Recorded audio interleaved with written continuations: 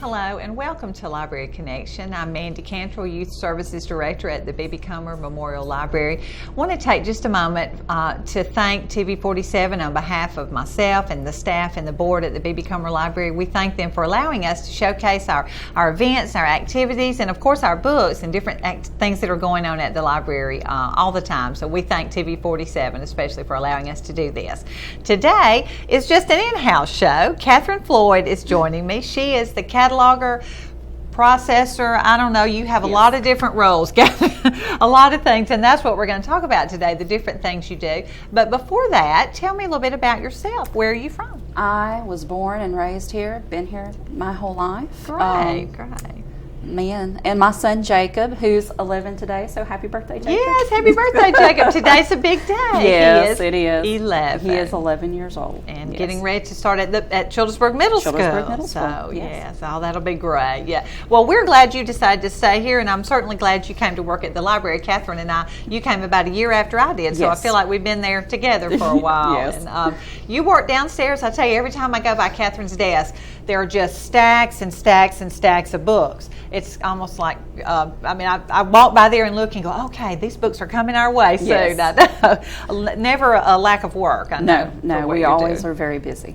Always busy. And you're a cataloger, among other things. Yes. Now, what that means is you have,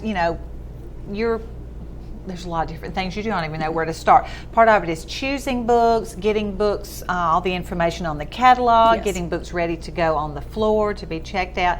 Let's just start with book selection. That's kind of the first thing, choosing which books. And we all do a little bit of that, but I know it all kind of funnels through you sometimes. So tell us about how do you go about choosing books for the library?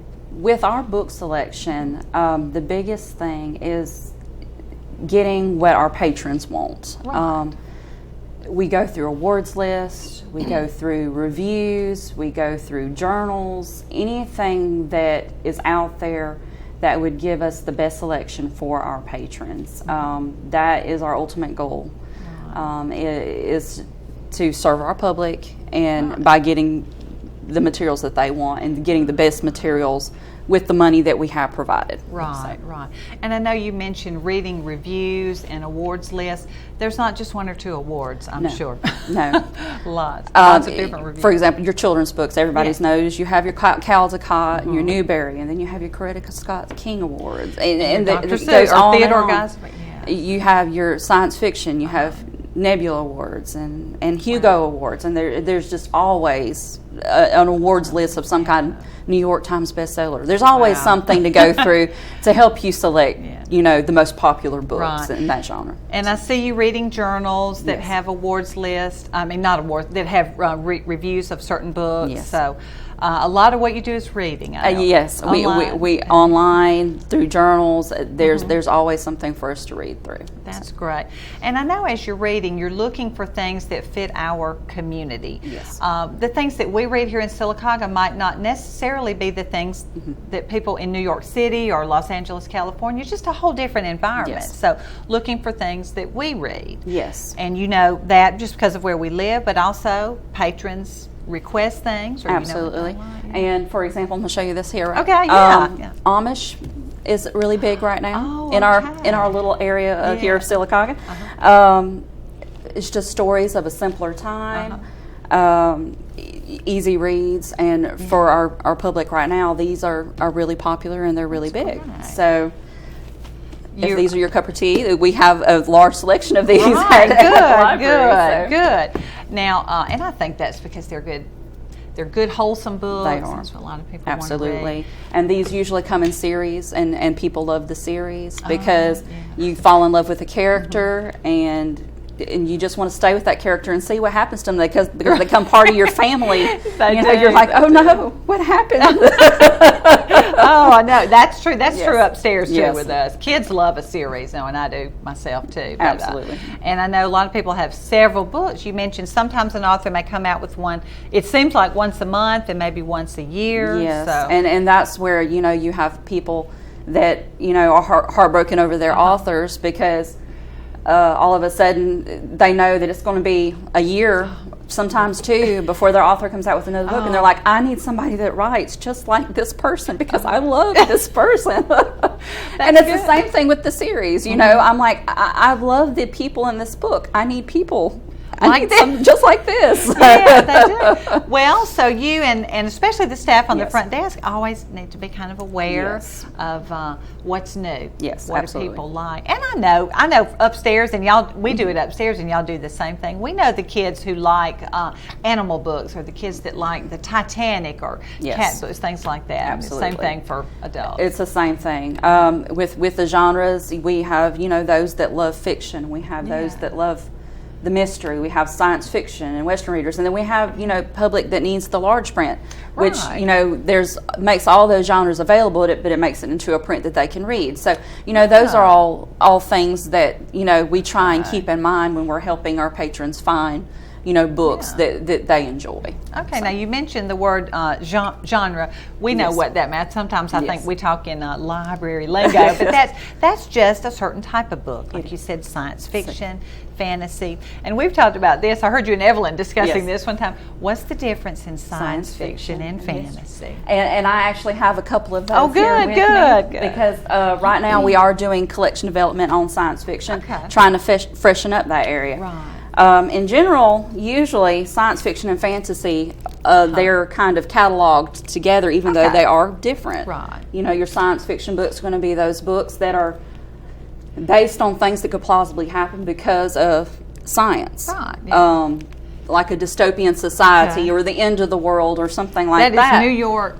This is New York 2140. It is the New York in the year 2140, and it is underwater, and everyone is transported by boat taxi and sky bridges, and you know, there's something might not happen, but it could. It's possible. Yeah. And then you have your fantasy, which is something that they tried to make like it could happen, but really and truly it couldn't. It's your mystical and magical, your druids and your witches and your unicorns and fairies, mermaids. But you know, we try and get something for everyone, and you know, we have people that absolutely love fantasy and supernatural, paranormal, and we have people that love science fiction, and we have, you know, our people that just love general fiction and mystery. So we just try to make sure that we have something for everybody. Well, good. We're going to take a quick break for commercials, so we'll come back to talk about some more books.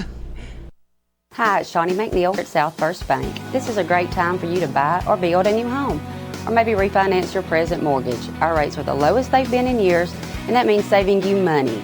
We've been helping our customers become homeowners in this area for nearly 70 years, and we can make our approvals right here in the office, and that means saving you time. We're located here in downtown Sylacauga. Come in and find South First, a better way to bank. Member FDIC, an equal housing lender. At Marble City Pharmacy, we're more than just a drugstore. Our gift shop boasts some of the most unique treasures you'll find anywhere. Come in and browse the vast selection of jewelry, purses, clothing accessories, and crafts. Let our friendly staff help you find that special card or gift for any occasion. Our dollar wall features selected sale items, and we stock a wide variety of specialty items. And if it is a drugstore you need, Marble City Pharmacy was named the 2015 McKesson National Pharmacy of the Year. Visit us today at Marble City Pharmacy. The Allen Companies of Sylacauga, with 3 locations to serve you: Highway 511, Highway 280, and Main Avenue.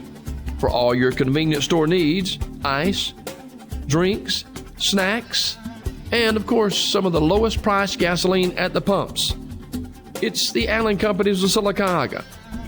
Highway 511, Highway 280, and Main Avenue. It's the Allen Company convenience stores. Hello and welcome back to Library Connection. I'm Mandy Cantrell. I'm talking with Catherine Floyd. We both work at the B.B. Comer Library. I'm upstairs and Catherine is in the back downstairs most of the time behind mounds of books, as we were talking about. Well, we talked about getting new books and how we select them, and you mentioned collection development, and I know that's another one of those terms. We kind of know what that means. That's well, just explain kind of what collection development is. Collection development is something that's kind of like an ongoing process at our library. It's when we look at a section and decide, okay, are these books getting kind of old and worn, or is this information that's going to date itself, like in technology or in Yes. computers or something like that? That changes That changes really all the time, and we just need to get some new information. Like I said, we're Right. doing science fiction right now. Because unfortunately some of our older books are just getting worn, and same thing with westerns, Right, and we're they've just been needing to around. refresh those and to make our section look as nice and appealing to our public as possible. Right, right. So that's ongoing. All that I know. Ongoing. We do it upstairs too, looking around, seeing what needs a little Yes. some fresh books. And you mentioned the large print section. Yes. Is there a special section for large? We do. We have a large print area in the back, and also we have some newer shelves out front that we will display our new large print on. Oh, yeah. So if we have large print readers that are looking for the new material, they can go to those sections, and those will be available for them there. I didn't realize how important that was until I turned 40 and started reading. But it's wonderful. It And is. And it's there's some of the young adult books that a lot of adults read young adult. A lot of grown-up adults read young adult books, and I do. And the large, just a few copies in large print. But Yes. that is nice. They are nice. I myself, I'm 35, but I still like the large prints. It's I must just say. easier. It's easier to read. It is just Yeah. easier to read, and it's the same story. Nothing's been taken out of the stories. It's just larger print, so it's easier to read. And we have a lot of patrons that need that, so we try to make that available for them. Right. Well, that's great. Everything is divided into the different genres and different sections. If you need help, just ask at the front desk. That's Yes. what we'll say. Yeah. Well, okay. The books have been ordered. We know kind of what we need to add to our collection. The books have been ordered. They come in. Now there are a lot of things that have to be done to the book before it actually makes it to the shelf. What do you start with? What do you Well, do? start with, of course, we just inventory all those boxes that have come in. We look through the books, make sure there's nothing that there's a damage or a flaw in the book that we need to send back. Right, just mistakes. Absolutely, because it happens in any publishing place. But we go through that, then we do the stamping and the putting stickers and labels on the books to make them more user-friendly for our patrons and for the staff, to help with shelving and being able to locate certain books in the library. Well, let me talk about the stickers. You've got a couple of children's books right there. I do. I know upstairs, every book that has an AR test has an orange sticker Yes, on the spine. An AR dot. Yes, with the reading level on it. Now, the school's about to start. That is so very helpful. That was done several years ago at the They library. are, and when we catalog, we also put this information in our catalog, so Okay. it's there. And we also put in the catalog now, we try and insert the point values, so they can go in there and see what the point values are for those. Well, books. that So, is huge for Yes. parents. I can tell you that is huge. And I know upstairs, well, we have Christmas stickers also on the spine of the book, Halloween, Thanksgiving, and that's helpful. A lot of teachers come in. I mean, I use it when I'm pulling for story time. I'm doing a Thanksgiving story time. I can go scan and pull several books to look at. Parents do that. Teachers, have you got any Christmas books? Oh yes, look for the Santa stickers. Yes. So we appreciate that. It does make it so much easier. And that's your goal. Yes, really. our goal is always to help the patrons find the information or the books or materials that they're needing to Right. find as easily as possible. And if they still need assistance, we're happy to be there for them and assist them any way we can. Yes. Okay. So the book has come in. All the research has been done on the AR and all this kind of stuff. The stickers are put on. Yes. What else do you have to do? Well, we have to start cataloging these books, and we will take a book. I'm just going to show you this one. Okay. The Summer Nick Taught His Cats to Read, which is Okay. an adorable little book. A little good. boy who wants to teach his cats to read because he loves reading so I much. can't wait for that one to come Yes. upstairs to us. But we will take and do subject headings for these books, like we would do reading and cats and anything in the book that a patron would say, okay, I want a book on this subject, to where they can pull it up and flag that. We also do it with titles, variations of titles, Okay. to where if it's a book with the number 1, we'll do the letters to Yeah, spell out O-N-E. 1, O-N-E. And then the So where, depending on however they do it, it'll be available. If we have a book of 100 inventions, we'll list 100 inventions. For and people that have inventors. inventors, for people that have projects, as we might not necessarily have a book just on that particular invention or that particular inventor, but they can go to a story collection or to a collection of Right, you know, a book, inventions, yeah. and still be able to find something for that report that they're trying to do. That is very helpful. I know I can just speak for upstairs. Kids will come in. I have a report on a king. Well, he's not a well-known king enough that he would have an entire book. There's not a biography on him. Maybe there's not even one written, you know, or we don't have one. But he is within another book. So, you know, we go to the catalog, put in that person's name, and because of all of y'all's work, it comes up. So we can find, and it has maybe a chapter or two chapters or references in there. That is so much help and a lot of work. I'm sure, like you said, if it's 100 inventions, then you list 100 inventions and 100 inventors. Yes, we do. If it's a collection of kings, it's those kings, usually possibly what year those kings reigned or lived, and we just try, and any combination that a patron might look up, we try and put that in there for them so that they will be able to find what they need. Every once in a while, we'll have somebody come in upstairs and they'll say, I don't remember the title of this book, but I remember it was about a little boy and his cat, and they were reading, like your book right there. And so we might go to the catalog and put in cats, reading, something, you know, some of those key words. Now, it's going to pull up several books, but it's something to look through. So that's also helpful. If you can't remember the title, you can't remember the author, but you remember a little bit about it.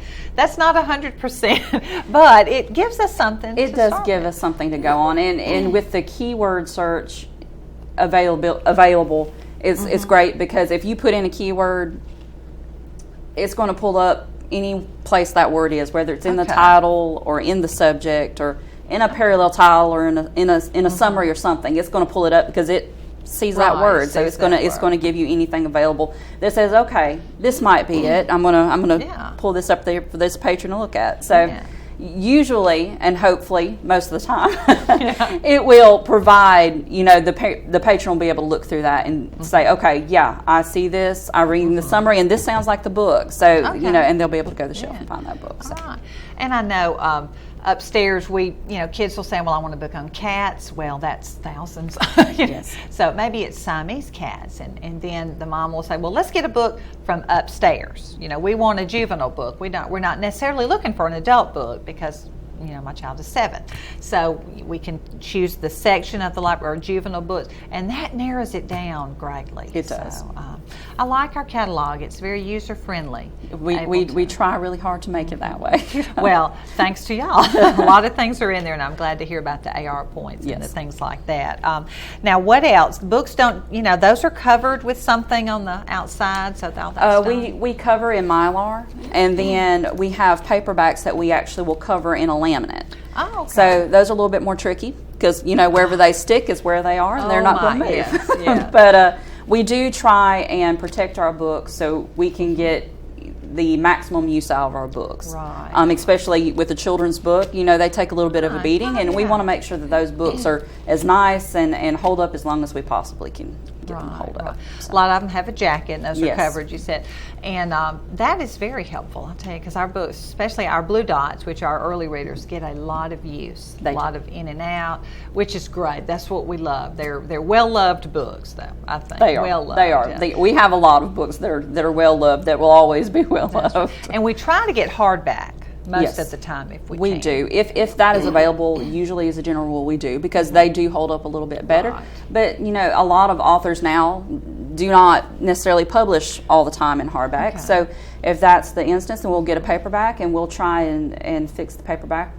We can get the most use out of it. Right, and you put the barcodes on it, I Barcodes know, on which it. enables us to scan them, and it has our name on it. It so- does have our name So on it. we'll know that it's ours and not a school. Absolutely. We get, every once in a while, we'll have a school book put in the book drop or something. Yes. But, well, we're going to take another break for commercials and come back and talk some more with Catherine about books at the library. Hi, it's Shawnee McNeil at South First Bank. This is a great time for you to buy or build a new home, or maybe refinance your present mortgage. Our rates are the lowest they've been in years, and that means saving you money. We've been helping our customers become homeowners in this area for nearly 70 years, and we can make our approvals right here in the office, and that means saving you time. We're located here in downtown Sylacauga. Come in and find South First, a better way to bank. Member FDIC, an equal housing lender. At Fort Williams Pharmacy, you won't find motor oil, garden hoses, or mountain climbing gear. No, they don't have that. What they do have is a professional, friendly staff that understands your needs. Filling prescriptions is their primary business, and they take it seriously. They also have a drive-through window for your convenience and free local delivery. Most of all, Fort Williams Pharmacy knows your time is valuable, so when it's time to fill your prescriptions, you need it done fast, friendly, and accurately. Fort Williams Pharmacy, our family, caring for your family. Coosa Valley Medical Center, one of the top 10 hospitals in Alabama, is also Sylacauga's largest employer. Services from the emergency room to surgery to cancer treatment to post-stroke care. You won't believe what's right in your backyard. It's Coosa Valley Medical Center in Sylacauga. So, if you're sick in Alabama, choose one of the top 10 hospitals in Alabama. That is Coosa Valley Medical Center. Hello and welcome back to Library Connection. I'm Mandy Cantrell. I'm talking with Catherine Floyd. She is one of our catalogers at the library. We're talking about when new books come in, choosing new books, refreshing the collection, what all goes into cataloging and processing books. And now, do you do this alone, Catherine? Absolutely not. No way. No. Evelyn Geiger catalogs with me. And she's been doing it far longer than I have, and she's amazing. You've learned a lot from her. I've learned a lot from her, and yes, she stays busy right along with me. I know you do. I know we both always have plenty to do. Gosh, I know. A lot of reading on the computer, but also a lot of work covering books and all that. It is a process because usually if you get 20 books in, you're going to spend one whole day pre-processing, and then the next day you might get to catalog because it's just a lot going through every single book. So it's a process. Well, that's good, and you're aware of just about every book that comes in the library. I know you don't read them all. I do not read them all, but we do become very familiar. We have to, like I said, if you do a review and a summary on every book and catalog every book, you're pretty familiar with it. So. And I bet as you read through, I know I do this upstairs, Sarah and I do, so you're reading through and you think, I bet Mrs. So-and-so would like this because I know she likes these kind of books. Yes, absolutely. So that's always nice. A little bit of personal attention, but you can't, when you know our regular patrons, that just absolutely. And that's what we want. We want to know our regular patrons, and that helps us to better be able to help them, and it makes them more comfortable when they can't come in because they were like, okay, I know that she's going to know what I'm looking for, and she's going to be able to help me. Yes. Well, that's what it's all about. Yes, that's absolutely. Great. Now, tell me a little bit about book plates. We were talking about that. We, through the foundation, we do honorariums and memorials for those that want to honor or, like I said, memorialize their loved ones. And we will get new children's books, and occasionally we'll do an adult book if so requested. But we will do books, and inside we will do fashion a plate that we design, and we'll put donated by and who they're being memorialed or who's being honored in that book. And it's just nice. People like to, especially children, go to the shelf and pull out a book and open it up and see that plate, especially if it's one that was done in honor of them, and they see their name and they get excited, seeing their name in that book. Children do and adults do too. Absolutely. And I mean, it's not only that, the books that we get are books that are enjoyed by children and greatly appreciated by children, and that's where the money for these books come from. The books that are donated by these individuals, and it is greatly appreciated through our children and through our patrons. This book here I picked was an especially interesting book. It was about a gentleman who opened the bottles that were thrown into the ocean, and he would take the messages and deliver them through the village. The uncorker of ocean bottles. And he would deliver the messages, and he ended up with a message that didn't have a name, And at the end, it all ended up being a little party for him. So it's a story of friendship and good. community. So Yeah. that we get a lot of really great books that are donated. The money has been donated for our children to Through the enjoy. B.B. Comer Library Foundation. Foundation. Right. Absolutely. And you do a great job of making beautiful plates. I mean, if it's for a child, it'll be maybe a child. I've seen one for little girls, and it's very fancy, very pretty. Yes. We do, and we get garden club donations. We try and use, our flowers and everything, and we do try and design those plates to suit the donor. Right. Or who And they're being that is donated such for. a wonderful thing. I've done some. I know we've all done some. You can do it in memory of someone. What a great way to honor somebody's memory by a lasting book that'll be on our shelves for years. Done it for birthdays. It actually started years ago. Laura Campbell, and I had her on for a TV show when they had the birthday club for her children. So you'll have a lot of books that have an old plate that says the library birthday club, and it'll have the date in it, and how fun to look at that. And I have to say, there's always somebody in your family that has everything. Usually in our family it was grandparents. They had everything they needed and they didn't really want anything. How nice for a child or even for an adult to give a book in their memory or their honor. They get a wonderful letter from Dr. Shirley Dr. Spears. Very appreciative of what you're doing for the library, and we get book after book after book with those. Yes, with those and it is greatly appreciated, Yes, always. it is. It's a wonderful way, and I appreciate you doing the plates. That's fun. That's It's my fun pleasure. to see. Now, talking a little bit about if someone has a book that I'm going to go back to, if someone has a book they want to request certain authors or certain things, they know a book is coming out, or maybe we have it. How do they put a book on reserve? Well, we do have a book order file. What we use. And if it's a book that we haven't received yet, we have a patron come in and say, okay, I would like to read this certain book. I know you don't have it yet. Well, we can say, okay, we'll put your name on that book, and it'll be on a first come, first served basis. And when we get that book in, we'll put those names on that list, and they'll be able to receive a message that book is there for them and available for them. If they have a certain author that they want to read, that's what we get as a standing order. Right. We can put their name on that list, and when that author comes in, okay, then they'll get the message that they've got a book they're waiting on them. So we've done a lot of that, getting ready for school to start. Kids have books they have to read over the summer. Some do, and it might not be a new book, but it'll be Fahrenheit 451 or something they have to read for school. They'll put a reserve on it, and the wonderful thing now is they can receive a text, or an email or a voice message. Absolutely, and the texts are wonderful. I like receiving those myself. Yes, So but you have to let us know. We have to Yes. make sure we have your phone number and all of that. Yes, everything we there. get your phone number and your service provider of your phone service and everything, and then we can set that up And that to where you can receive those text messages. Well, Catherine, I think we've just about covered everything, and I appreciate you so much being here with me today. And I love to walk by Catherine's desk and look at the books. I stop by there every once in a while, look to see what's coming our way pretty soon. It's like Christmas, Sarah and I feel like, when you bring up all those new books on the card sometimes. So, and we appreciate all you do for the library and getting the books ready and making our catalog so user-friendly for patrons to be able to, and for us, I can say for myself, being able to find books for story time and different things like that. And we hope y'all will check out our new extended hours at the library beginning August 1st. Yes. All right.